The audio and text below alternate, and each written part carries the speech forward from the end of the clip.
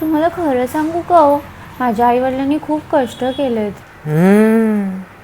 त्यांनी एवढं घाम गाळून मला लहानाचं मोठं केलं, माझ्या शिक्षणाचा खर्च केला, किती केलं ना हो माझ्यासाठी. मला ना त्यांच्यासाठी काहीतरी करावं, काहीतरी द्यावं असं वाटतंय. खरं आहे तुझं.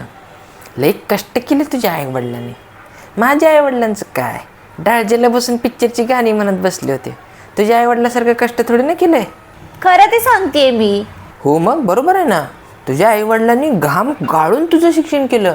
माझ्या आईवडिलांनी काय केलं, डाळजेला बसून पिक्चरची गाणी म्हणत बसले होते. तुम्ही उगाच जोक नका करू हा. नाही बाबू, आपण घेऊ हा. तुझ्या आईवडिलांसाठी काहीतरी मोठं घेऊ.